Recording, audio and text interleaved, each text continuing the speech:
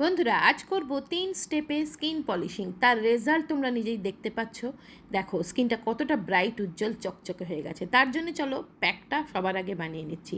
প্যাকটার জন্য যা লাগবে আমার, সবার প্রথমে 1 চামচ নারকেল তেল, তার সাথে 1 চুটকি হলুদ খুব ভালো করে মিশিয়ে নিয়ে সেটাকে নেব এবার গোলাপ জল। 1 থেকে 2 চামচ গোলাপ জল এখানে দিয়ে দেবে। তো নারকেল তেল, হলুদ আর গোলাপ জল একসাথে মিশিয়ে নিয়ে তার সাথে মিক্স করব আমরা একটু বেসন, ছোলার বেসন, যে বেসন দিয়ে আমরা ভাজিয়া পকোড়া বানিয়ে খাই। এই বেসন আমাদের স্কিনের টেক্সচার পাল্টে দিতে পারে, তোমার স্কিনকে ব্রাইট, উজ্জ্বল, ফর্সা করে দিতে পারে চুটকিতে। এবার একটা টমেটোর ওপর একটু চাল গুঁড়ি দিয়ে ফার্স্ট একটু স্ক্রাবিং করে নেব, সুন্দর করে প্যাক লাগাবো।